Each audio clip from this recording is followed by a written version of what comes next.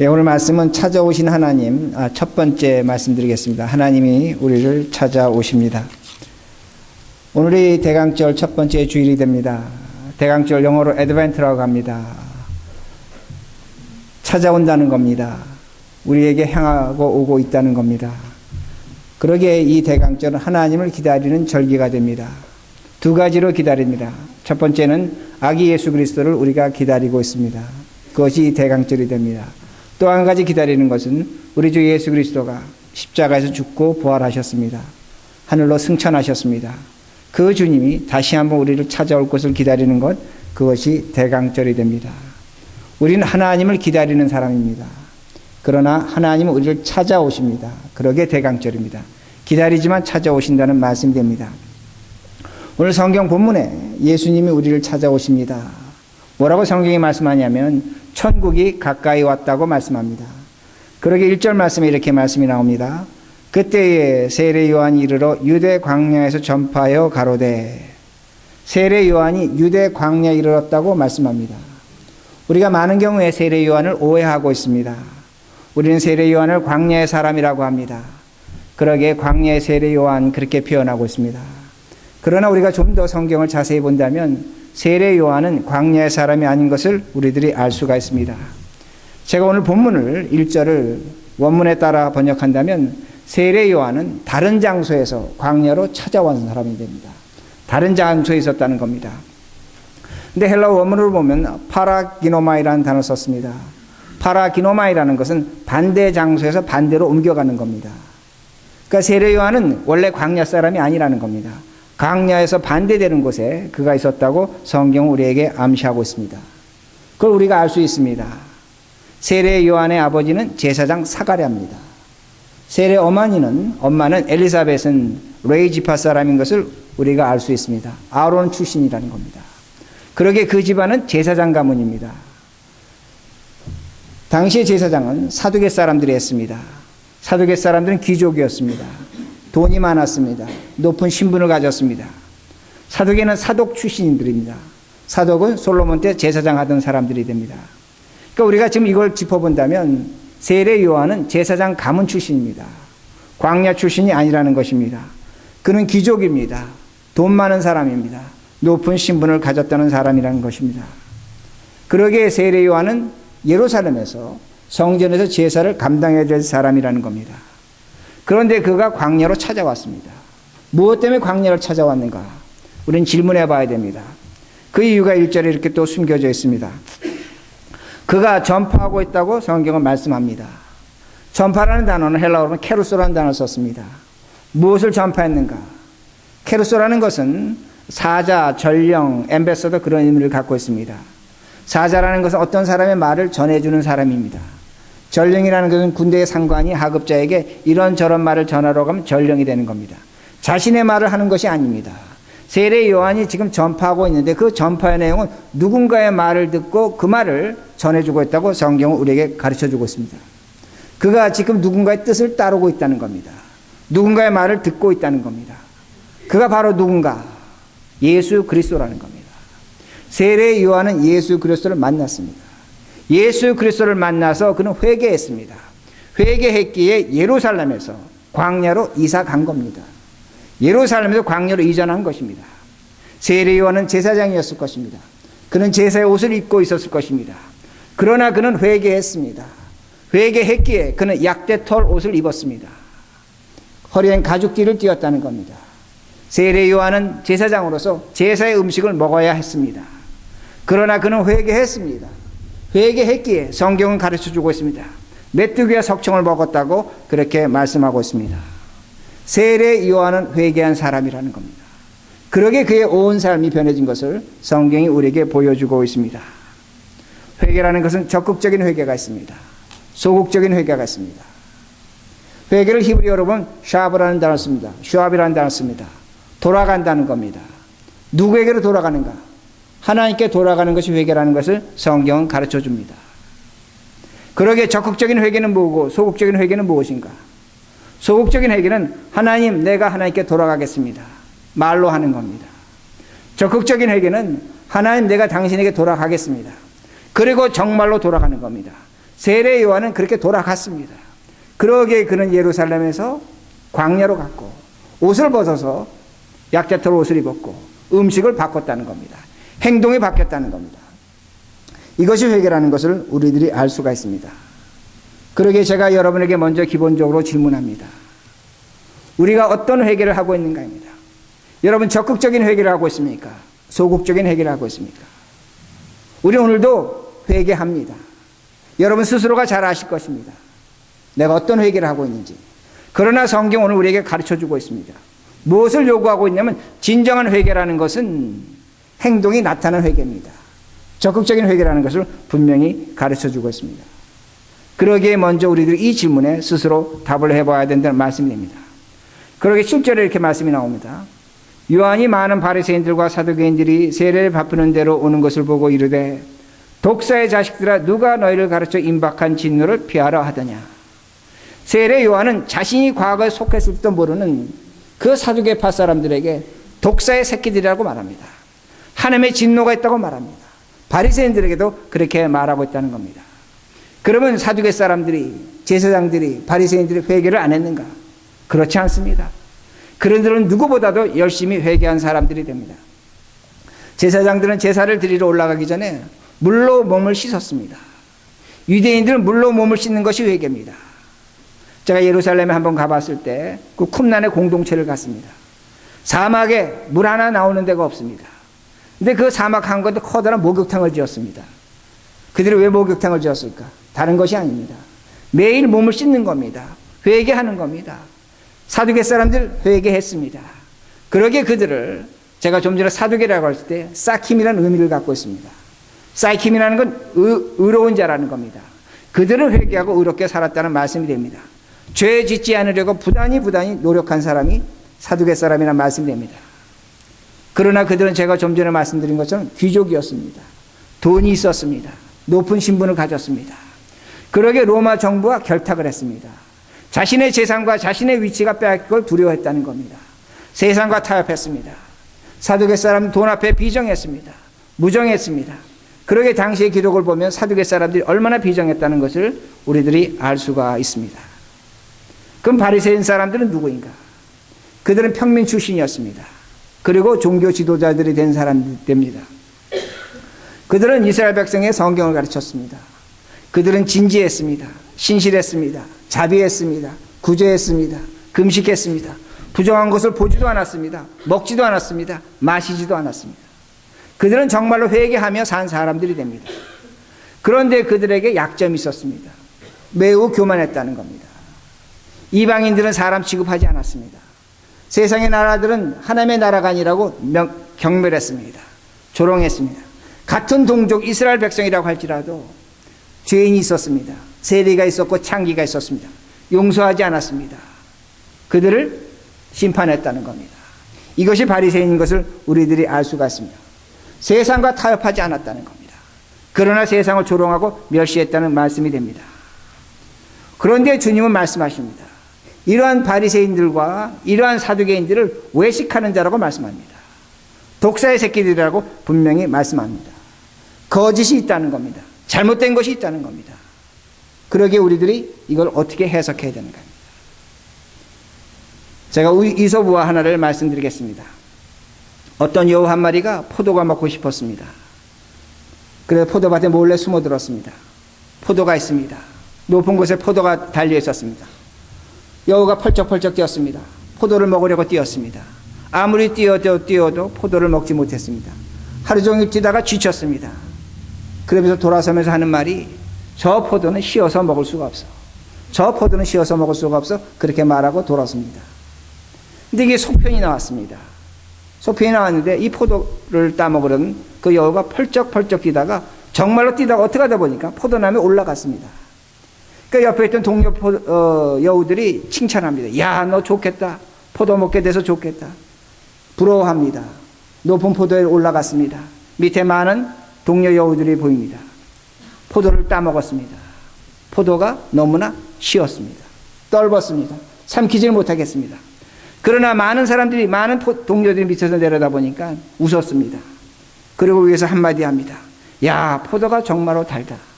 포도가 달다. 그렇게 말하더라는 겁니다. 왜 주님께서 바리새인들에게 외식하는 자라고 말씀하시는가? 다른 것이 아닙니다. 그들도 죄가 무엇인 줄 압니다. 그들도 죄에 짓고 있습니다. 죄로 인해서 고통당하고 있습니다. 그러나 거룩한 척합니다. 신실한 척합니다. 의로운 척합니다. 아무런 일 없는 척한다는 겁니다. 웃고 살아간다는 그 말씀입니다. 모든 것이 거짓이라는 겁니다. 그러게 주님이 그들을 외식하는 자라고 책망하고 있습니다. 오늘 여러분 뭘 먹고 있습니까? 여러분 뭘 먹고 계십니까? 우리도 오늘 심포도 먹고 있습니다. 아침에 심포도 먹었습니다. 차 타고 올 때 아내와 남편이 심포도 먹었습니다. 부모와 자식이 심포도 먹었습니다. 아무 일 없이 지금 여기 나와 앉아 있는 겁니다. 예배 드리는 겁니다. 웃는 겁니다. 경건합니다. 찬송합니다. 예배 끝나고 교제합니다. 집사님, 장로님 인사합니다. 거룩하고 신실한 모습이 있다는 말씀입니다. 우리 문제없이 살아갑니다. 그런데 오늘날 우리들이 사두개인입니다. 오늘날 바리새인이라는 겁니다. 내일이면 압니다. 월요일이 됐습니다. 우리 이렇게 생각합니다. 먹고 살아야 합니다. 먹고 살아야 하기에 어쩔 수 없다는 거냐. 세상 사람하고 똑같이 살아갑니다. 하나도 다를 바가 없습니다. 말하는 것도 다르고 뭐 행동하는 것도 같고 하나도 다르지 않다는 겁니다. 내가 손해보면 되지 않습니다. 싸울 건 싸워야 합니다. 빼앗을 건 뺏어야 됩니다. 이길 건 이겨야 된다는 겁니다. 우리가 자식에게 그렇게 가르치고 있다는 겁니다. 지면 안 된다는 겁니다. 이것이 오늘날의 사두개인들입니다. 우리는 오늘날의 바리새인들입니다. 세상 나갑니다. 세상이 만족스럽지 않습니다. 세상을 원망합니다. 썩어질 세상, 망할 세상. 우리는 그렇게 얘기합니다. 많은 사람들을 바라봅니다.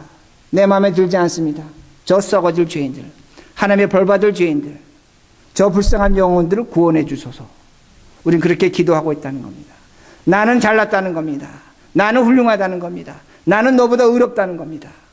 오늘날의 바리새인이라는 말씀됩니다. 그러게 2000년 전에 우리가 만약에 산다면 예수님이 오늘 우리에게 찾아오신다면 우리에게 분명히 말씀하실 것입니다. 외식하는 자들이라고 말씀합니다. 독사의 새끼들이라고 말씀하실 것이라는 그 말씀입니다. 그러게 성경은 우리에게 말씀합니다. 이미 도끼가 나무 뿌리에 놓였으니 좋은 열매를 맺지 아니하는 나무보다 찍혀 불에 던지리라. 좋은 열매 맺지 아니하는 것마다 찍어서 불에 던지겠다고 말씀합니다. 12절에는 채를 쳐서 알곡은 모으고 쭉정이는 불에 태우겠다고 말씀하십니다. 무서운 말씀이 우리에게 들려지고 있다는 말씀이 됩니다. 그러기에 좋은 열매가 무엇인가? 회개 열매를 분명히 말씀합니다. 우리가 회개 열매를 맺어야 된다는 겁니다. 근데 제가 여러분에게 질문하고 싶습니다.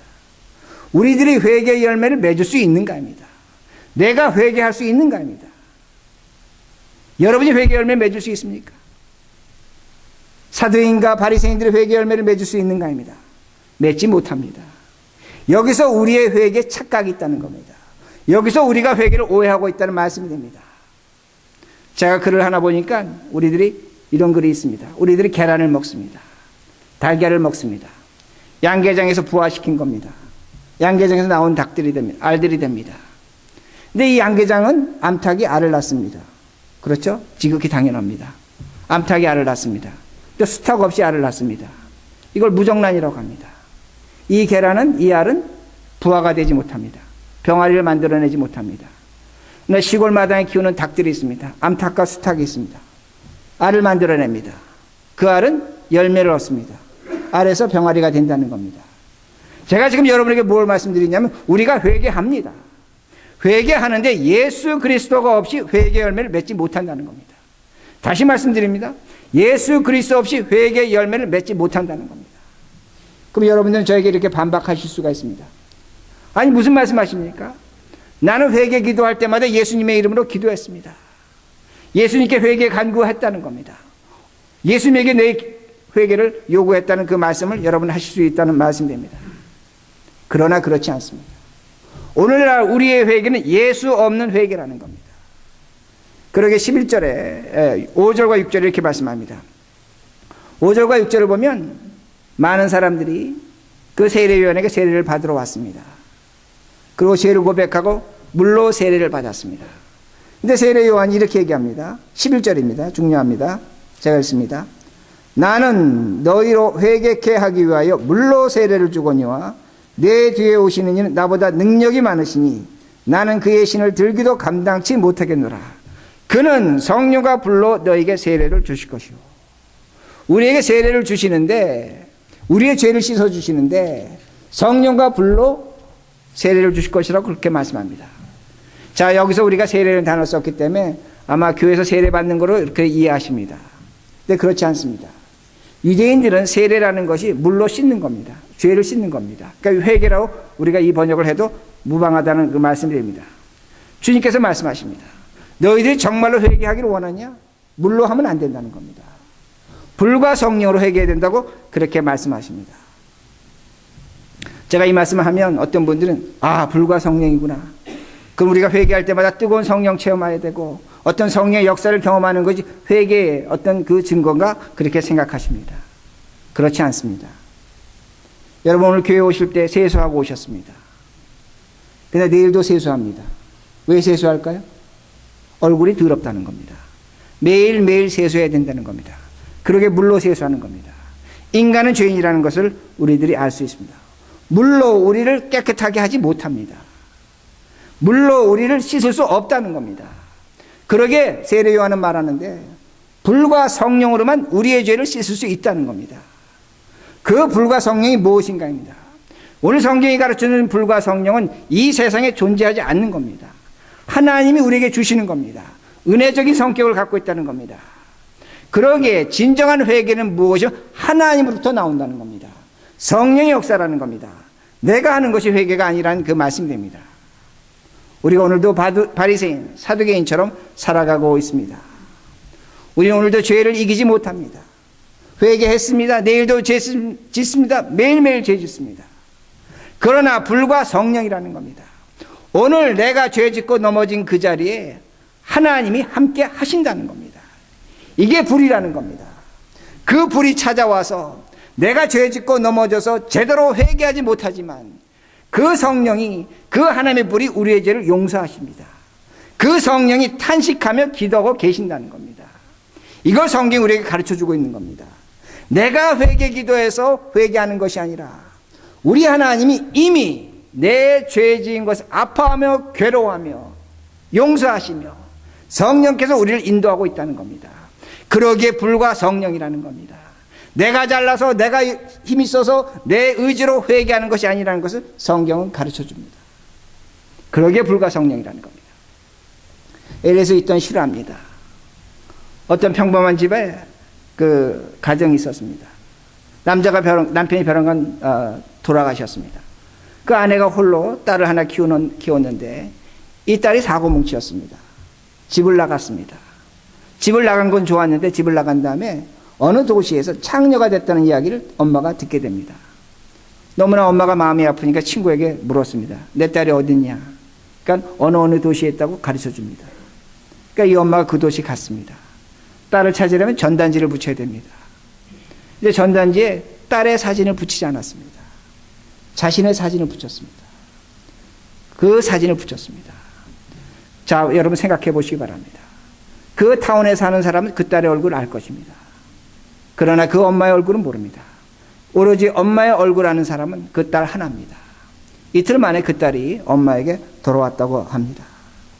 제가 여러분에게 질문합니다. 누가 잘못했습니까? 딸이 잘못했습니다. 누가 회개했습니까? 엄마가 회개했습니다. 딸은 회개하지 않았다는 말씀이 됩니다. 이것이 회개입니다. 오늘도 우리는 내가 회개해야지 회개한다고 생각합니다. 그렇지 않다는 겁니다. 불과 성령의 의미가 무엇인가입니다. 우리 하나님이 오늘도 말할 수 없는 탄식으로 우리를 위해서 기도하고 계십니다. 우리의 죄에 아파하고 계십니다. 슬퍼하고 계십니다. 그러면서 불로 우리의 죄를 태워버리십니다. 그러면서 무지몽만 우리를 인도하고 계신다는 그 말씀이 됩니다. 하나님이 일하고 계십니다. 하나님이 역사하고 계십니다.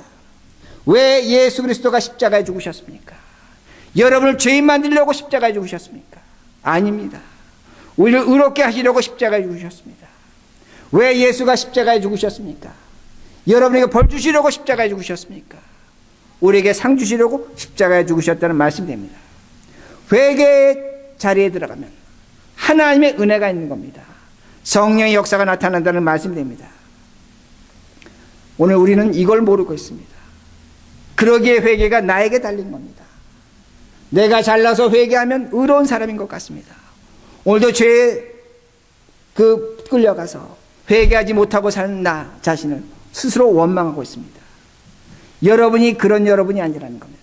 내 안에 계신 성령, 내 안에 하나님이 이미 역사하고 계신다는 그 말씀이 됩니다. 하나님이 일하고 계신다는 그 말씀이 됩니다. 그리고 오늘 보면 다시 말씀합니다. 회개하라, 천국이 가까웠다고 말씀합니다. 우리 많은 경우에 이 말씀을 회개에 초점을 맞춥니다. 아닙니다. 천국 예수 그리스도를 만나셔야 된다는 겁니다. 오늘 예수 그리스도가 내 안에서 어떻게 역사하고 있다는 걸 깊이 확신하셔야 된다는 말씀입니다.